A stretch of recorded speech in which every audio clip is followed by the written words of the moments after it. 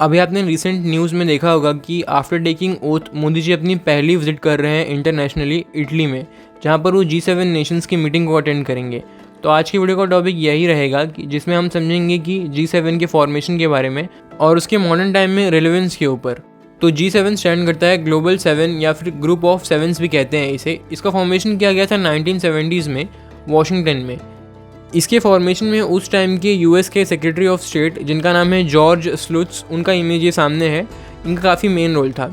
इन्होंने ही पहली meeting G7 Nations की अनऑफिशियली अरेंज की थी जर्मनी में। उस टाइम पर इसमें 5 नेशन थे और इन 5 नेशन के फाइनेंस मिनिस्टर उस टाइम पे मिले थे जर्मनी में, यानी कि वेस्ट जर्मनी में। तो अब इसे ग्रुप ऑफ सेवन्स ना कहकर ग्रुप ऑफ 5 कहा जाता था, ऐसे तब इसमें वर्ल्ड के 5 नेशंस थे। कॉन्सेप्ट ये था कि उस टाइम के वर्ल्ड के जो टॉप इंडस्ट्रियलाइज स्टेट्स थे उनमें बेटर पॉलिटिकल और इकोनॉमिकल कोऑर्डिनेशन के लिए इस ग्रुप को फॉर्म किया गया था। लेटर 1975 में इस ग्रुप की फर्स्ट ऑफिशियल समिट हुई जिसमें 6 नेशंस थे। 5 नेशन जो पहले थे वही थे और 6 नेशन बना इटली, और ये समिट फ्रांस में हेल्ड हुआ था। ये उस समिट की कुछ इमेजेस हैं आपके सामने।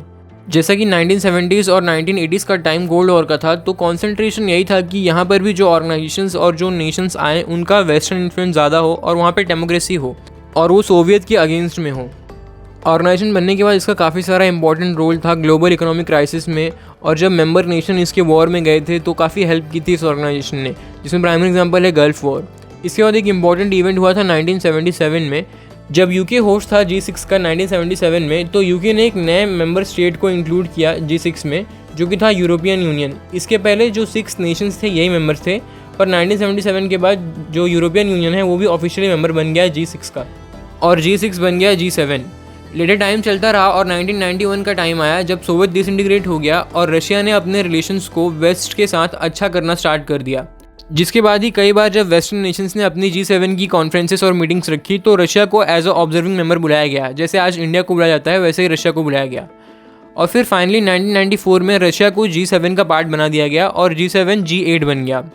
आप 1990 से लेकर 2005 तक के उस 1 या 1.5 डिकेड को रशिया और वेस्टर्न नेशंस के बीच में बेस्ट टाइम कह सकते हैं। मतलब जितने अच्छे रिलेशंस इन दोनों ही रीजन के उस टाइम पे थे, उतने अच्छे रिलेशन पिछले 1.5 सेंचुरी में कभी नहीं हुए थे।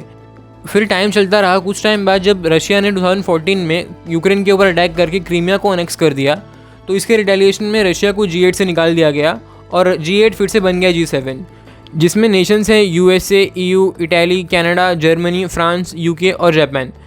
देखिए यही प्रॉब्लम है वेस्टर्न नेशंस और अमेरिका की कि वो हर एक चीज़ को पॉलिटिकलाइज करना चाहते हैं, और पॉलिटिकलाइजेशन ऐसे करते हैं कि वो उनके इंटरेस्ट को फेवर करे हमेशा। आप इसे ऐसे समझिए कि वर्ल्ड में कई सारे ऑर्गेनाइजेशन बनाई गई हैं, उनके अपने रोल हैं और अपने चार्टर्स हैं जिनके अकॉर्डिंग वो फंक्शन करते हैं, और उस टाइम पे जो प्रॉब्लम्स आती है उनको सॉल्व करते हैं accordingly. For example financial transactions को संभालने के लिए इंटरनेशनल बैंक और IMF है, वर्ल्ड ट्रेड को संभालने के लिए वर्ल्ड ट्रेड ऑर्गेनाइजेशन है, सिक्योरिटी काउंसिल को यानी कि जो वर्ल्ड की सिक्योरिटी है उसको संभालने के लिए यूनाइटेड नेशन सिक्योरिटी काउंसिल है, जिसमें 5 परमानेंट मेंबर्स और 10 नॉन परमानेंट मेंबर्स हैं। G20 और G7 जैसे ग्रुप हैं जो कि वर्ल्ड की इकोनॉमी से मतलब रखते हैं। यानी कि मेरा कहने का मतलब ये है कि अगर आपको वर्ल्ड सिक्योरिटी के बारे में कुछ करना है तो UN सिक्योरिटी काउंसिल में जाकर बात कीजिए, वहाँ पर रेजोल्यूशन पास करिए। पर नहीं, वेस्टर्न नेशंस को और USA को करना ये है कि हर एक फोरम पर वही बात करनी है। यानी कि जैसे देखिए लास्ट ईयर जब बाली में हुआ था G20 का समिट और बाद में दिल्ली में समिट हुआ था, तो USA और यूरोप का यही कहना था कि वहाँ पर भी आप रशिया यूक्रेन की बात करिए। उस टाइम पर इंडिया ने भी ये बात कहा था कि war is not the option, and Modi ji ने ये भी कहा था पुतिन को कि this is not the era of war.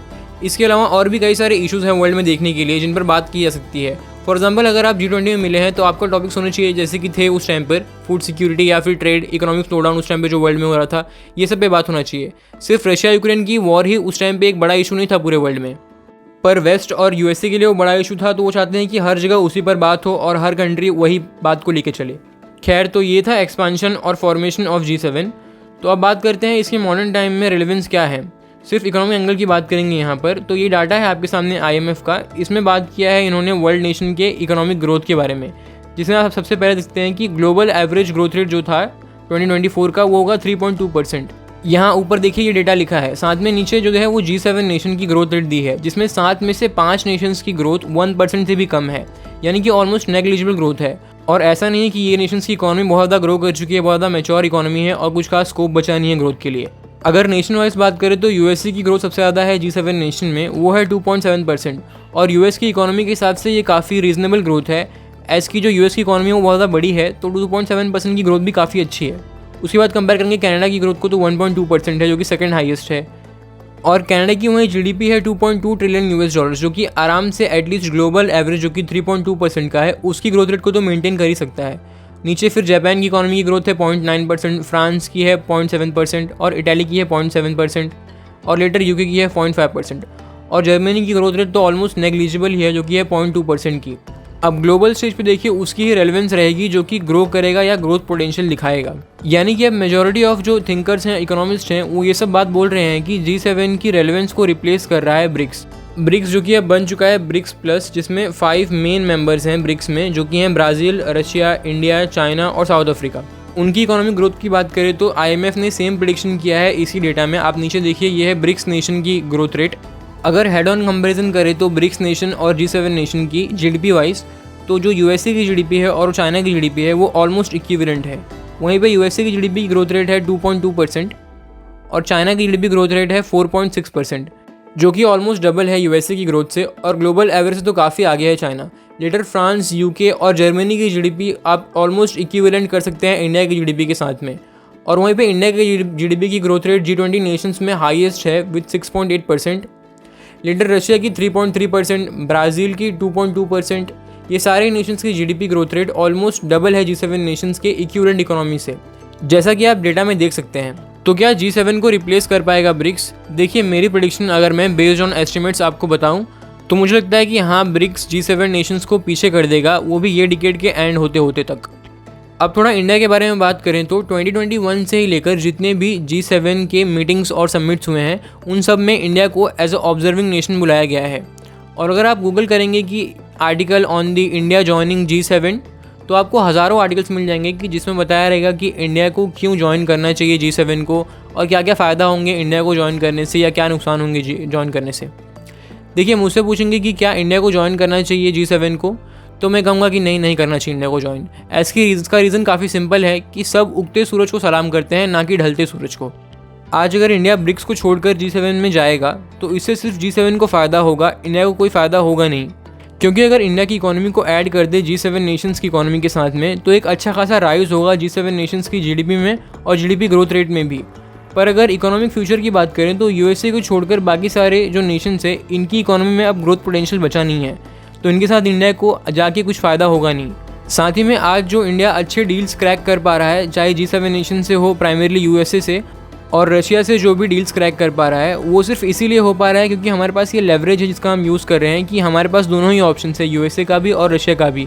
जिस दिन हमने G7 में गए उस दिन हम लोग ऑटोमेटिकली ही एंटी रशिया हो जाएंगे, तो रशिया से कोई लेवरेज बचेगा नहीं लेने के लिए। और जब आप USA के पास आ ही जाएंगे, आपके पास दूसरा ऑप्शन नहीं होगा, तो USA भी आपको कुछ लेवरेज देगा नहीं अपने फ़ायदे के लिए। तो इंडिया के लिए अच्छा यही होगा कि मीटिंग्स को अटेंड करे और अपने इंटरेस्ट में दोनों ही ब्लॉक से G7 और ब्रिक्स से बेटर डील क्रैक करें और अपने ग्रोथ को बढ़ाएं। तो ये था हमारा एनालिसिस G7 के ऊपर। कुछ की पॉइंट्स अगर इस मीटिंग से निकल के आएंगे जियोपॉलिटिकली, तो इसके ऊपर डिटेल्ड वीडियो हम मंडे को लाएंगे। साथ ही में वीडियो के बारे में और टॉपिक के बारे में अपने थॉट्स को कमेंट करें, और वीडियो पसंद आए तो इसे लाइक करें, शेयर करें और चैनल को सब्सक्राइब करें। और आपको किस हिस्ट्री रिलेटेड टॉपिक पे वीडियो चाहिए उसे भी कमेंट करें। Stay connected for weekly history related videos.